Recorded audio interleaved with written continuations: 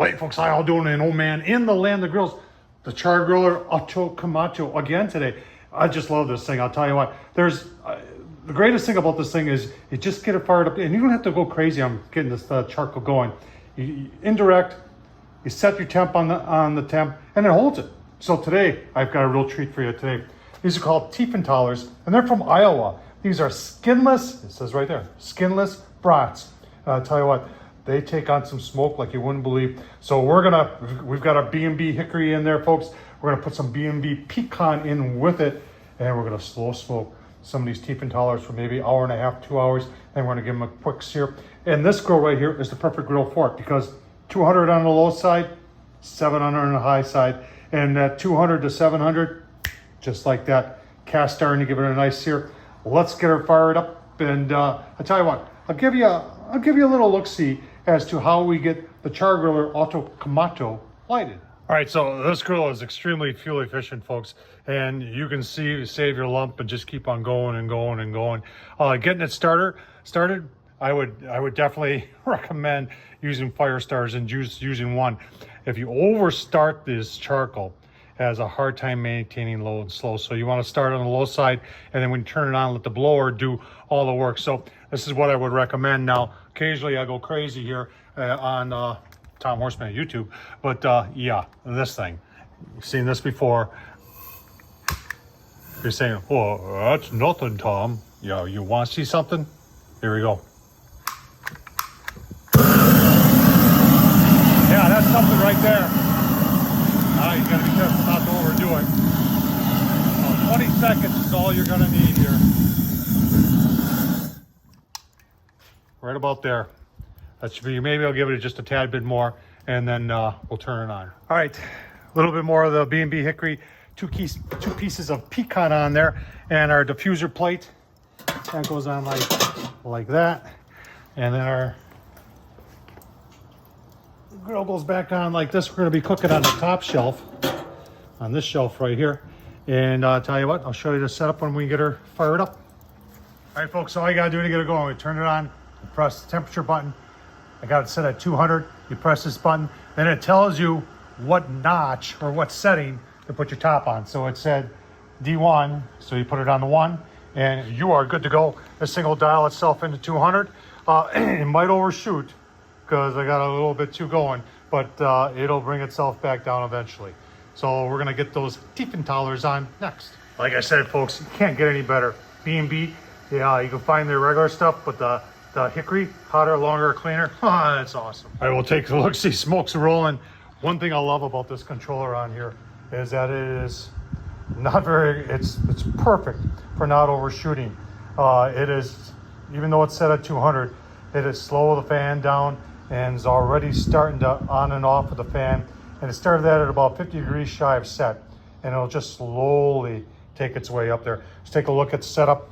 Got a little grease tray in there, and I just bought a bunch of these Prime Days during Amazon. I think I got like 200 for 17 bucks or 12 bucks or something like that. I think there were 17, got them for 12, but these are perfect. They're throwaways. There's our Tiefenthalers. Gonna take on a lot of smoke. Remember, those are skinless, so they're that pecan and that hickory. Oh man, it's gonna be good. Give you a couple look-sees as we proceed. In fact, I'm gonna leave this like this for about an hour and a half. Give you a look-see in about an hour and a half. Here I was all paranoid about overshooting. 200, 203, we're right there. It's this thing does it for you, folks. It's phenomenal. Hour and a half, folks. Take a look at that. Awesome. Let's take a look at our brats here. Skinless Tiefenthalers from Iowa, folks. Got to pick them up at the Hy-Vee in Iowa. Oh man, will you look at the color.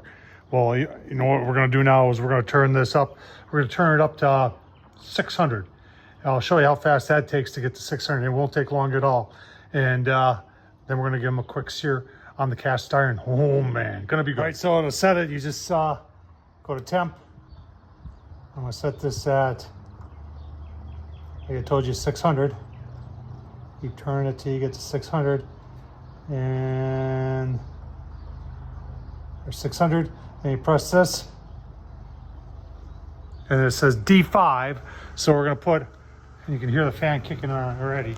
So then we're going to take our dial up here, and we're going to take this and put it at D5. And then we're just gonna let, it's already up to 209, we're just gonna let the fan do its thing. Next thing you know, it'll be 600.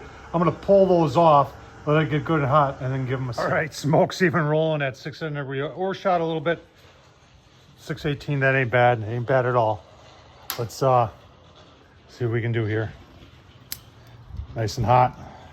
Flames coming up from the sides. Oh yeah, we're here to sizzle. All I wanna do is get a little bit of sear on these brats. Won't take. All right, 1 minute. You can see it settled itself back down. 595. Let's see what we got going on here. Oh yeah. We got some smoke and we got some sear. That's what we want on our brats.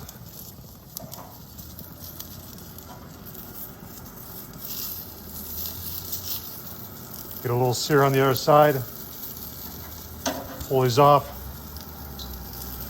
Give you a look-see. Awesome. All right, there they are. Little secret stadium sauce. Some nice onions that my wife cut up for me. Let's smoked and seared skinless brats from Iowa, folks. Oh man, Tiefenthalers. If you ever had an opportunity to have them. Oh man. A little bit of smoke ring on there. Char-Griller, Auto Kamado, folks. Perform flawlessly. That thing amazes me every time I use it. Tiefenthalers, smoked. Oh man, what a combination. Tom Horsman at YouTube. Thumbs up, leave a comment. And as always, folks, appreciate you watching. Thank you.